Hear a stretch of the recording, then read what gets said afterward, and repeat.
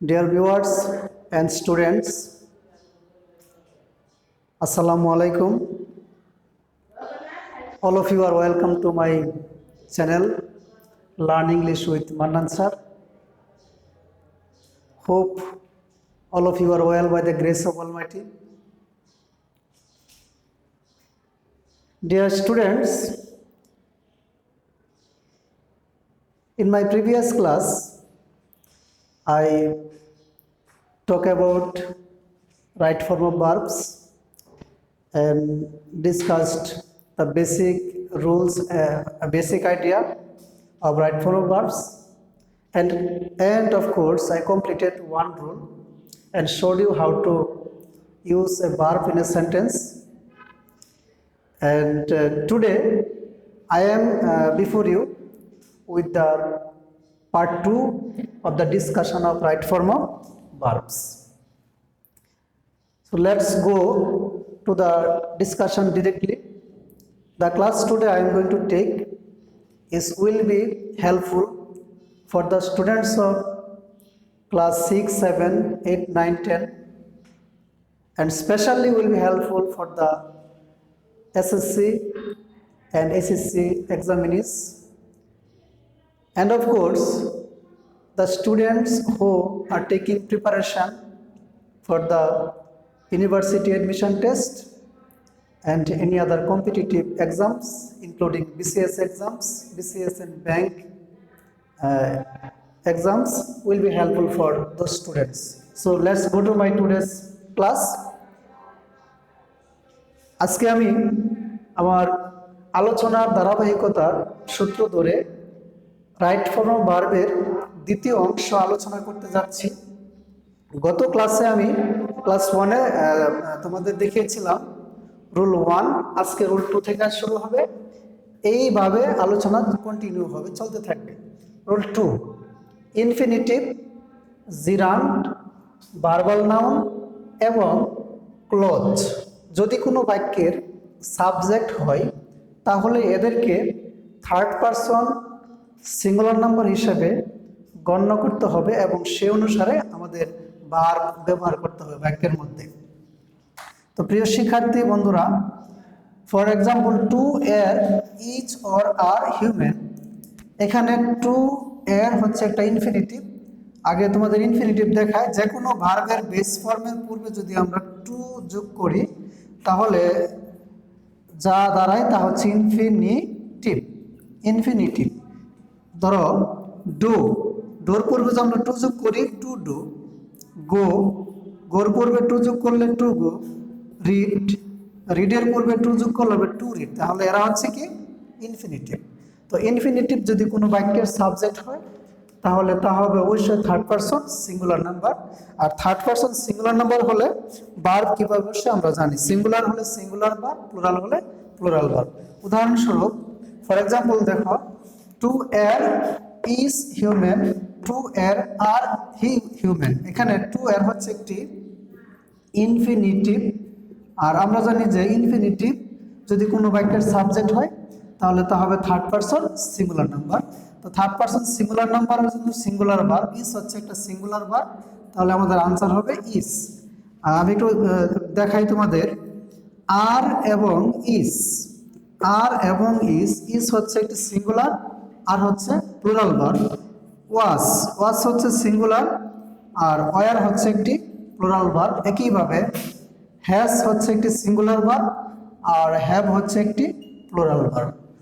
তো আশা করি বিষয়টা ক্লিয়ার হয়েছে তোমাদের কাছে। তো টু এর যদি থার্ড পারসন সিঙ্গুলার নাম্বার হয় তার সাথে কি বসবে, ইজ বসবে। টু এর ইজ হিউম্যান, মানুষ মাত্রই ভুল। আমি যদি আরো উদাহরণ দিই বিষয়টা তোমাদের আরো ক্লিয়ার হয়ে যাবে। যেমন to to tell lies, to tell lies is are a great sin, great sin. To tell lies is or are a great sin. এখানে টু টেল হচ্ছে একটি ইনফিনিটিভ, তো আমরা জানি ইনফিনিটিভ হচ্ছে থার্ড পারসন সিঙ্গুলার নাম্বার, সুতরাং আমাদের verb হবে সিঙ্গুলার, আনসার হচ্ছে ইজ। যদিও লাইসটা একটা নাউন, এটা প্লুরাল আছে কিন্তু না, প্লুরাল থাকলেও এর সাথে যদি ইনফিনিটিভের সাথে যদি প্লুরাল নাউনও থাকে তবুও আমাদের এই ইনফিনিটিভের জন্য ভার্বটা হয়ে যাবে সিঙ্গুলার। তো to tell lies is singular, is a great sin, to tell lies are a great sin. এখানে লাইসের জন্য কিন্তু বিষয়টা মনে হচ্ছে যে আর হবে, কিন্তু না, কারণ হচ্ছে এর আগে কি আছে, একটা ইনফিনিটিভ রয়েছে, টু টেল লাইস, মিথ্যা বলা মহাপাপ। ওকে, আরেকটা এক্সাম্পল দেওয়া যাক। Swimming, swimming is or are good exercise, good exercise. Swimming is a good exercise. Swimming হচ্ছে একটি জিরান্ড, আর এই হলো ভার্ব। ভার্বের আগে সাবজেক্ট হিসেবে এখানে কি বসেছে, জিরান্ড বসেছে। আমরা জানি ইনফিনিটিভ, জিরান্ড, ভার্বাল নাউন এবং ক্লোজ যদি কোনো বাক্যের সাবজেক্ট হয় তাহলে তা হবে থার্ড পারসন সিঙ্গুলার নাম্বার এবং ভার্ব হয়ে যাবে singular.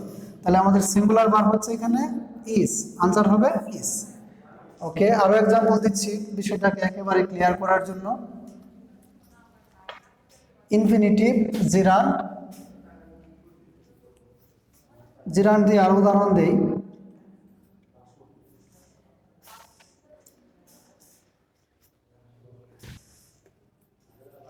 Reading novels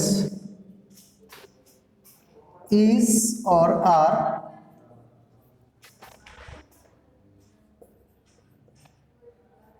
favorite pastime. Reading novels is or are favorite pastime. এখানে যদি আমি মাই লিখে দিই, ইজ মাই ফেভারিট পাস্টাইম। আর দেখো এখানে তাহলে আনসার কি দাঁড়ালো, নোবেলস। নোবেলসের জন্য কি হবে, আর। কিন্তু এখানে লক্ষ্য করতে হবে এই যে রিডিং আছে, রিডিং শব্দটা এটা একটা জিরান্ড, এর সাথে প্লুরাল নাউন থাকা সত্ত্বেও যেহেতু রিডিংটা একটা জিরান্ড, জিরান্ড যদি কোনো বাক্যের সাবজেক্ট হয় তাহলে তা হচ্ছে থার্ড পারসন সিঙ্গুলার নাম্বার। তাহলে আমাদের আনসার দাঁড়াবে জিরান্ডের জন্য, রিডিং এর জন্য কি হবে, ইজ। তাহলে আনসার হচ্ছে is. Reading novels is my favourite pastime. উপন্যাস পড়া আমার প্রিয় একটি অবসর বিনোদন। Reading novels is my favourite pastime. নোবেলসের জন্য যদিও আর দেখাচ্ছে কিন্তু আর হবে না, এটা ইজ হয়ে যাবে। ওকে ওকে, ইনফিনিটিভ, জিরান্ড, ভার্বাল নাউন। এবার আমি ভার্বাল নাউন দিয়ে উদাহরণ দিচ্ছি। The reading of books, the reading of books is or are my favorite pastime. Favourite pastime, বই পড়া আমার প্রিয় অবসর বিনোদন। এখানে দেখো ইজ এবং আর রয়েছে আমাদের আনসার অপশনে। আর এই যে রিডিং শব্দটি আছে এর পূর্বে দি এবং পরিমাপ আছে, এই অংশটাকে বলা হয় ভার্বাল নাউন। তো ভার্বাল নাউন যদি কোনো বাক্যের সাবজেক্ট হয় তাহলে তা হবে থার্ড পারসন সিঙ্গুলার নাম্বার, সুতরাং ভার্ব হয়ে যাবে সিঙ্গুলার। তাহলে আমাদের আনসার হচ্ছে ইজ। এখন কথা হলো যে ভার্বাল নাউন কি, অর্থাৎ যে কোনো আইএনজি যুক্ত ভার্বের পূর্বে একটা দি থাকবে এবং পরে অফ থাকবে। এই দি প্লাস ভার্বের আইএনজি প্লাস অফ, এই যে ঘটনাটা, এই ঘটনার নাম হচ্ছে ভার্বাল নাউন। এর নাম হচ্ছে একটি ভার্বাল নাউন। এবার বলতে পারি আমরা দ্য প্লেইং অফ, এটা একটা ভার্বাল নাউন। বলতে পারি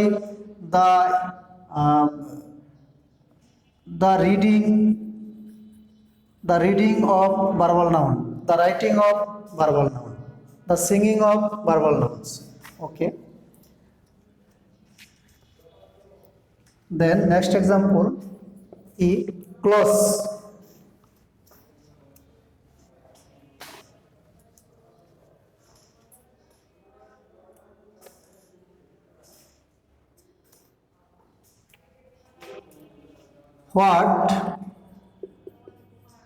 What you say is are truth is true,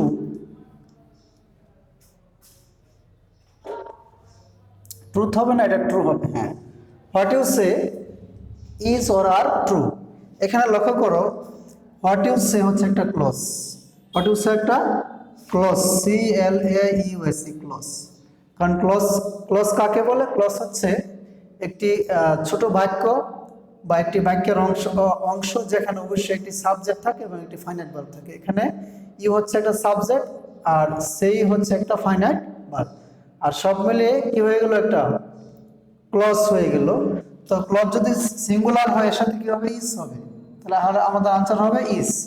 আরেকটি উদাহরণ দেই, দ্যাট ইউ আর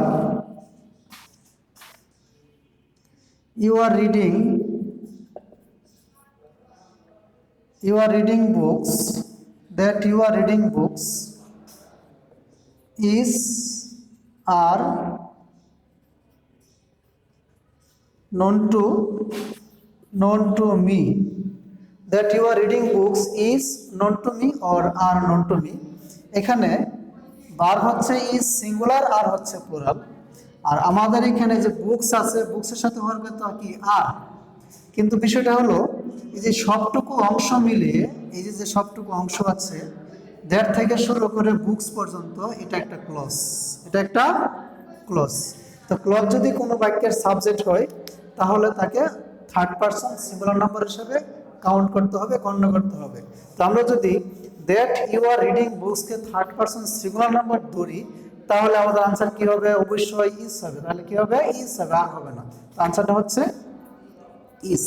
প্রিয় শিক্ষার্থী বন্ধুরা, আশা করি বিষয়টা ক্লিয়ার হয়েছে তোমাদের কাছে যে ইনফিনিটিভ, জিরান, ভার্বাল নাউন এবং ক্লজ যদি কোনো বাক্যের সাবজেক্ট হয় তাহলে এদেরকে থার্ড পারসন সিঙ্গুলার নাম্বার হিসেবে গণ্য করে সেই অনুসারে আমাদের ভার বসাতে হবে। ওকে, তারপরে নিয়ম 3, রুল 3-তে চলে যাচ্ছি। Rule 3, not only but also or এবং নর, এই not only but also or এবং নর দ্বারা যুক্ত দুটি সাবজেক্ট থাকবে। সাবজেক্ট, আর সাবজেক্ট মানে কি হয়? নাউন অথবা প্রোনাউন। তারপরে যে ভার্বটা বসবে সেই ভার্বটা হবে দ্বিতীয় সাবজেক্ট অনুসারে, অর্থাৎ not only dot dot but also or এবং নট দ্বারা যুক্ত দুটি সাবজেক্ট যুক্ত হলে দ্বিতীয় সাবজেক্ট অনুসারে আমাদের ভার বসবে। আর সাবজেক্ট বলতে অবশ্যই কি কি হয়? সাবজেক্ট বলতে হয় নাউন অথবা প্রোনাউন। যেমন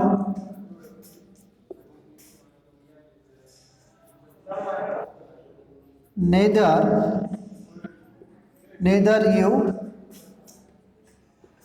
or your father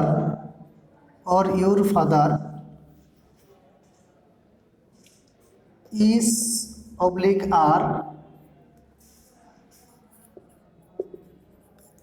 going to picnic, এখানে ইজ এবং আর, তাহলে আমাদের এখানে কি দ্বারা যুক্ত আছে? Neither you nor your father, nor দ্বারা যুক্ত আছে দুটি সাবজেক্ট। এটা হচ্ছে ইউর ফাদার সাবজেক্ট আর এখানে হচ্ছে you subject. Going to picnic. Okay, subject, প্রথম সাবজেক্ট হচ্ছে ইউ আর দ্বিতীয় সাবজেক্ট হচ্ছে ইউর ফাদার। তাহলে আমাদের বার বসবে দ্বিতীয় সাবজেক্ট অনুসারে, তাহলে কি হবে এর সাথে? Is. Neither you nor your father is going to picnic. Okay, another example, let's go to another example.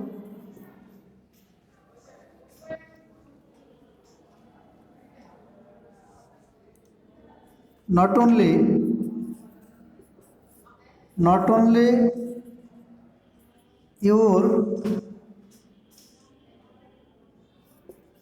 your father but also not only your father but also your sisters, but also your sisters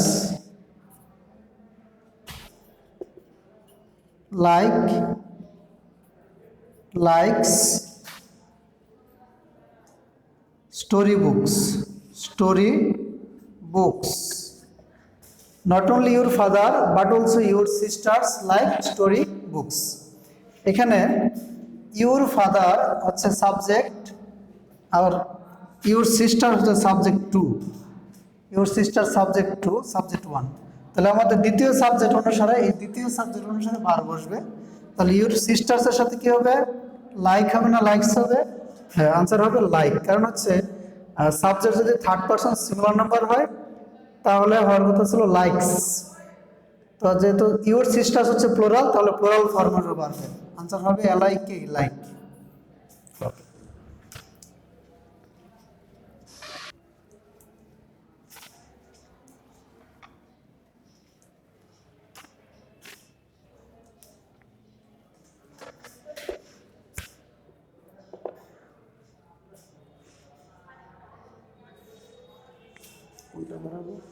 okay okay, next rule 4।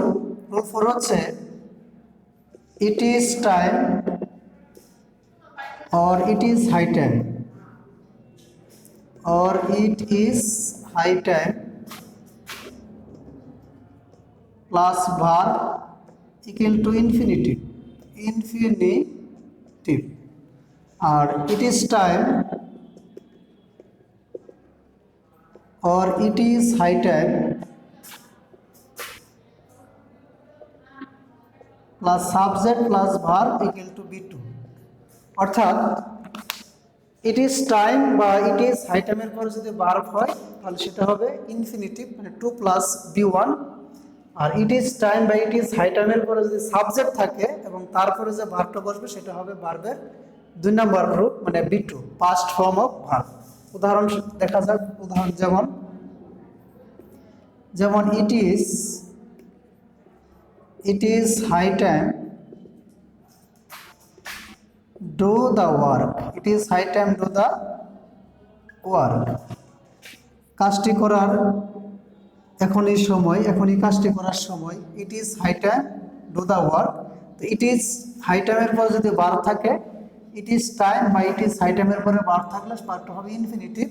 Infinitive হচ্ছে 2 plus B one, 2 plus B one. তো ডোর infinitive হচ্ছে 2 do. আশা করি বিষয়টা বুঝতে পেরেছ। B number, it is high time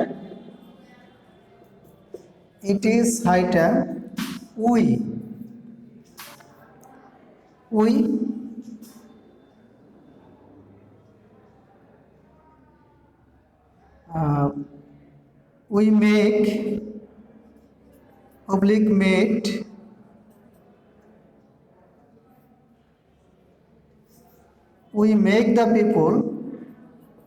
we make the people aware of COVID-19 সম্পর্কে মানুষকে সচেতন করার এখনই আমাদের উপযুক্ত সময়। তো দেখো, ইট ইজ টাইম এরপরে কি আছে, একটা সাবজেক্ট রয়েছে। আমরা জানি ইট ইজ টাইমের পরে যে সাবজেক্ট থাকে তারপরে যে ভার্বটা হবে সেটা হবে বি2। তারপরে ভার্ব হচ্ছে মেক, তাহলে আমাদের মেকের আনসার হচ্ছে, মেকের বি2 হচ্ছে